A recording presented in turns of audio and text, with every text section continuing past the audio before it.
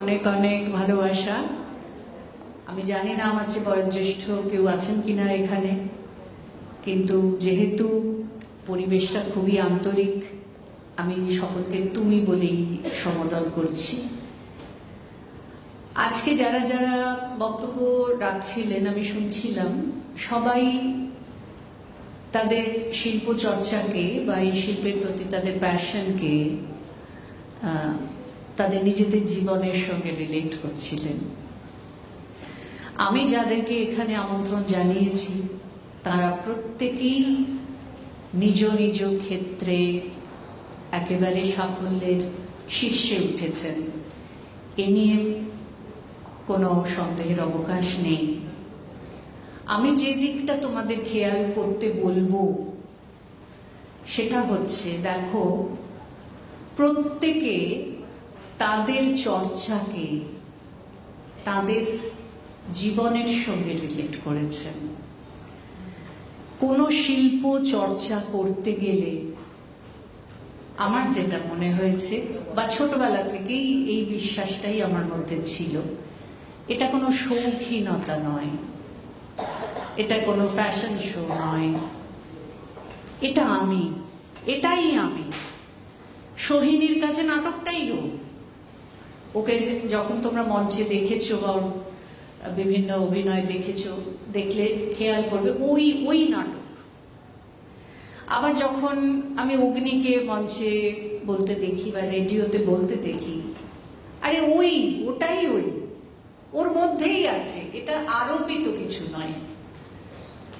কুণালদাকে দীর্ঘ সময় ধরে চিনি, মানুষটাকে চিনি। যখন ওটিতে থাকেন বা যখন বিতর্কের মঞ্চে থাকেন, এত আন্তরিকভাবে সেই ব্যাপারটা নিয়ে থাকেন, মানে ওটাই কুণালদা। কোনো দুটো সত্তা নেই, ওটার মধ্যে লীন হয়ে গেছে। তো আমার কাছে কোনো শিল্পচর্চা তাই, সে আমি গান করি, ছবি আঁকি, কি কোনো চিত্র পরিচালনা করি, ওটার মধ্যেই থাকতে হয়। মানে খুব কাউকে দেখিয়ে নয়, মনে মনে তুমি ওটার মধ্যেই থাকবে। আমি কোনো একটা কথা প্রসঙ্গে বলছিলাম যে এমন নয়, আমি তোমাদের এখানে অনেকেই আছো যারা আমার সরাসরি ছাত্রছাত্রী, বা যারা হয়তো অনলাইনে আমাকে মাঝে মাঝে পাও। আমি হয়তো নিয়মিত আসতে পারি না, অন্য এতগুলো জায়গায় আমাকে যেতে হয় বলে, কিন্তু আমি ওটার মধ্যেই থাকি, তোমাদের মধ্যেই থাকি। মানে আমি কাজ করি, এবং অনেকে বলছিলেন খুব অর্গানাইজড। আমি অর্গানাইজড। আমার বইয়ের আলমারি আমার মুখস্থ, যে ওখানে শক্তি চট্টোপাধ্যায়, ওখানে সুনীল গঙ্গোপাধ্যায়, ওখানে জয় গোস্বামীর কবিতার বইটা আছে, ওখান থেকে শ্রীজাতর অন্ধকার লেখা গুচ্ছটা আমি একে দিয়েছি, সে এখনো ফেরত দেয়নি। হ্যাঁ, বা এইখানে আমার বাণী বসুর বইটা ছিল, ওইখানে মাইকেল মধুসূদন দত্তকে রাখা আছে। আচ্ছা, রামকৃষ্ণ সারদা মায়ের ওপর বইটা আমার গলগ্রিনের ওখানে আছে। মানে এটা একেবারে ছবির মতো আমার মাথায় কিন্তু পরিষ্কার থাকে। এবং যদি আমি না মনে করতে পারি, আমার ছন্দপতন ওখানেই, আমার কাছে এটাই ছন্দ। এখানেই আমি স্বরবৃত্ত, মাত্রাবৃত্ত, অক্ষরবৃত্ত, এর মধ্যে, এটা বাইরে নয়, এটা কোনো অঙ্ক নয়, এটার মধ্যে। এবং শুধু কবিতার বই না, আমার যারা খুব ক্লোজ সার্কেলে আছে তারা জানে কোন শাড়িটা, হলুদ শাড়ি, পরপর হলুদ শাড়িগুলো এই আলমারি বক্স খাটের এই ডান দিকের কর্নারে আছে। Red and black. আচ্ছা, রেড অ্যান্ড ব্ল্যাকটা তাহলে আমার ভেতরের ঘরের আলমারির ওপরের তাকের ওই কর্নারে আছে। আচ্ছা, সাদা শাড়ি চাই, লালপা সাদা শাড়ি, ও তো পরপর সাজানো আছে 15-20টা, সব ছাত্রছাত্রীদের দেওয়া বেশিরভাগ। ওটা আমার 2 নম্বর আলমারির 3 নম্বর তাকে আছে, এবং আমি এটা এনজয় করি। আমি যদি কোনোদিন মনে করতে না পারি যে আমার কবিতার বইটাই তাকে আছে, বা আমার এই শাড়িটা ওইখানে নেই, বা আমার জুয়েলারিটা আমি বাইরে দিয়েছিলাম, এবার যেমন এসে সব ঠিক জায়গায় রাখতে পারিনি, পাটার ফ্র্যাকচার ছিল বলে, তখন আমার শরীর খারাপ লাগে। আমি যত রাতেই বাড়ি ফিরি, আমি আমার প্রত্যেকটা জিনিস গুছিয়ে তারপর আমি ঘুমোতে যাই, না হলে আমার ঘুমই হবে না। কিন্তু সবকিছু করে যদি আমি ঘুমোতে যাই, আমি বিছানায় শুয়ে ঘুমিয়ে পড়বো। আমি বিছানায় শুয়ে ছটফট করি না, একটা শান্তির ঘুম। তো এই যে আমার এই যে অনেকে বলেন না যে তুমি কি করে মনে রাখো, এই সোহিনী আমায় জিজ্ঞেস করছিল কি করে মনে রাখো। ইটস আ কন্টিনিউয়াস প্রসেস, এটা চলতে থাকে আমার মধ্যে। কখনো কখনো যদি কোনোভাবে মনটা বিক্ষিপ্ত হয়, ওই তখন আমার মনে পড়ে না আমার হলুদ শাড়ি, নীল পাড়, যেটা হয়তো শম্পা আমাকে কখনো দিয়েছিল, ওই শাড়িটা কোথায় আছে আমি মনে করতে চেষ্টা করি, এবং যতক্ষণ না আমি মনে পড়বে ওটা, আমার কিন্তু মাথার মধ্যে ওইটাই ঘুরবে যে ওইটা আমি খুঁজে পাচ্ছি না, ওইটা তাহলে এই দিকের এই কোণে থাকার কথা ছিল। আমি জানি না এটা কোনো রকম মানে অন্যরকম কিছু কিনা, বা এটা কোনো আমার অসুস্থতার লক্ষণ কিনা জানি না, বাট এইটা কিন্তু আমি খুব উপভোগ করি।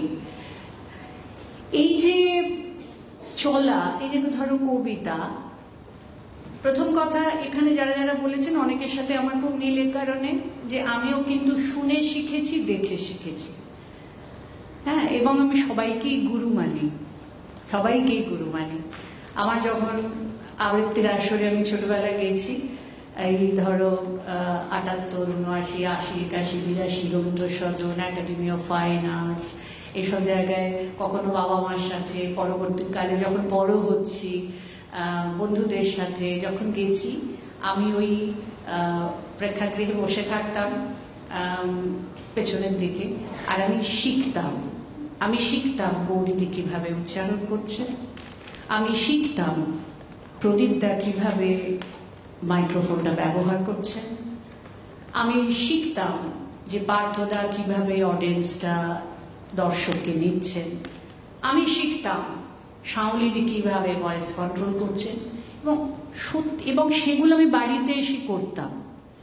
শাওলিদির একটি কবিতার কথা আমার খুব মনে পড়ে, অনেক সময় আমি আমার ক্লাসে বলেছি যে আমার খুব মনে পড়ে, তখন হয়তো আমি 11-12 এরকম হব, রবীন্দ্র সদনে। তো শাওলি মিত্রের নাম অ্যানাউন্স করেছে, মঞ্চে আসছেন শাওলি মিত্র, আর ফুল অডিয়েন্স, মানে একটা পায়রা উড়ে গেল, এত ক্ল্যাপ, এই এখন যেমন তোমরা ক্ল্যাপ দিচ্ছ, পায়রা উড়ে যাচ্ছে, তো ওই রকম ক্ল্যাপ।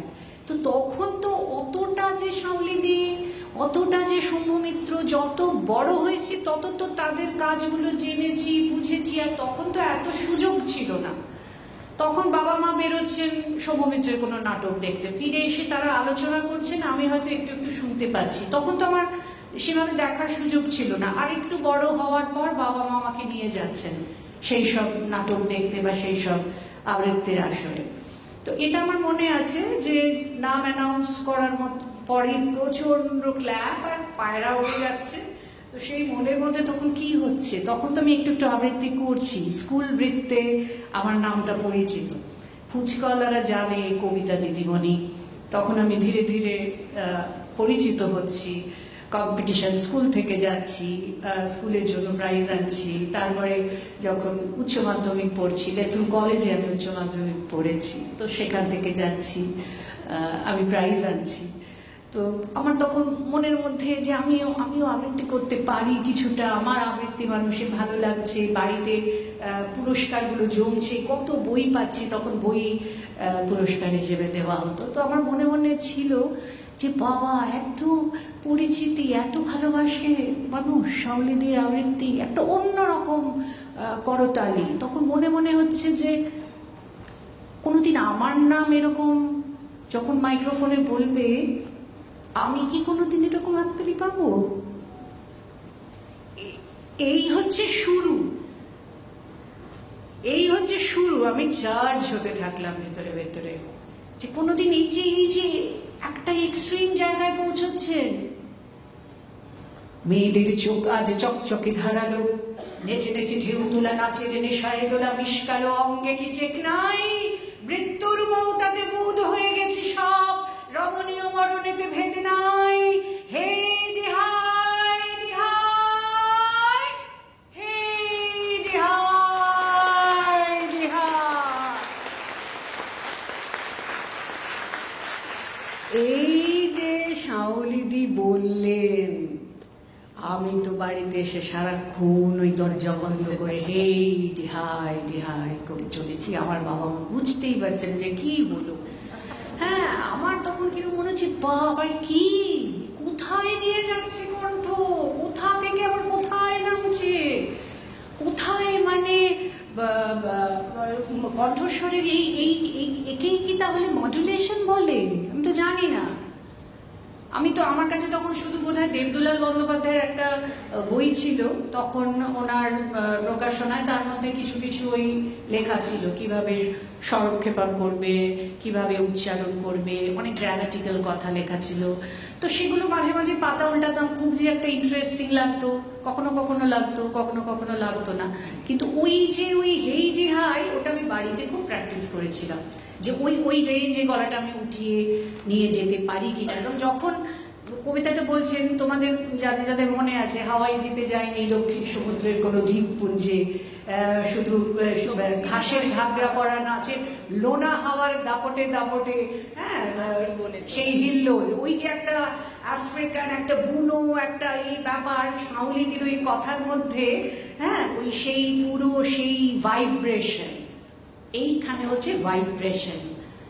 শাওলিদি কবিতাটা উচ্চারণ করেননি, তার উচ্চারণ থেকে যে ভাইব্রেশন, সেটা সেদিন তো ছুঁয়েছিলই, আজও যেটুকু আমি বললাম তোমাদের, সেই ভাইব্রেশনটা আজও ছুঁয়ে আছে।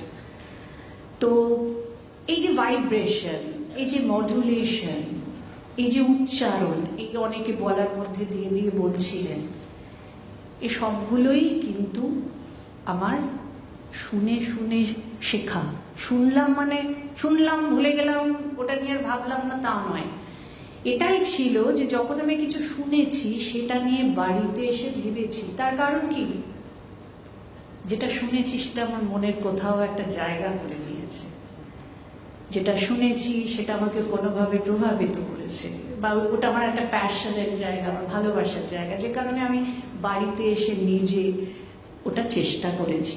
তো এইভাবে কিন্তু আমার শেখাটা, এই যে রেডিওতে জগন্নাথদার কথা বলছিল, আমি জগন্নাথদা বলে আজকে একটা ভালো রেকর্ডিং আছে, তুমি শোনো, অনেক কিছু শিখবে। হ্যাঁ, আমি ওই নাটকের রেকর্ডিং হচ্ছে সেদিন মতি নন্দীর কুনি নাটকটার রেকর্ডিং, অসাধারণ একটি গল্প, সেই সময় পূজাবার্ষিকী বা এরকম একটা কোনো সংখ্যায় বেরিয়েছিল। কোনির চরিত্রে অভিনয় করছেন শাওলিদি। কিছুতেই আর ওই সাঁতারের ব্যাপারটা, জগন্নাথদা হচ্ছেন মানে ডিরেকশন নাটকের, কিছুতেই ওই সাঁতারের ব্যাপারটা আসছে না। এবার জগন্নাথদা বললেন এক বাটি জল নিয়ে এসো, এরকম একটা গামলা করে জল এলো স্টুডিওতে। আমি স্টুডিওর বাইরে প্যানেলে বসে বসে দেখছি যে কিভাবে ওই একজন সাঁতারুর গলাটা বেরোতে পারে, কিভাবে কন্ট্রোল করলে। তো আমি দেখলাম যে শাওলিদি মুখটা পুরো জলের মধ্যে ডুবিয়ে ওখান থেকে খিদ্দা বলে একটা ডাক দিল।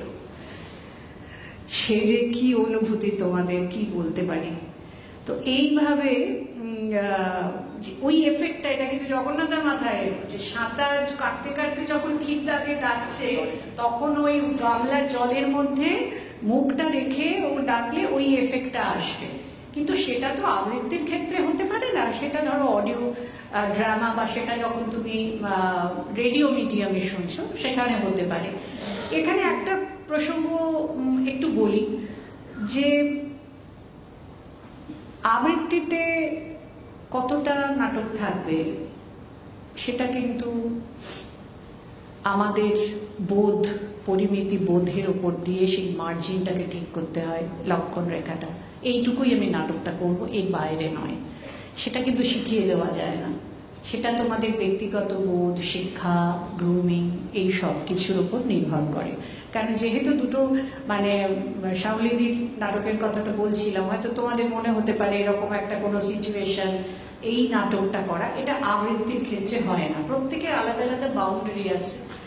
আবৃত্তির গল্প পাঠ, নাটক পাঠ, আবৃত্তি, রেডিও নাটক, মঞ্চে শ্রুতি নাটক, যদিও রেডিও নাটকটাই মঞ্চে হয় কিন্তু সেটারও ডিফারেন্স আছে।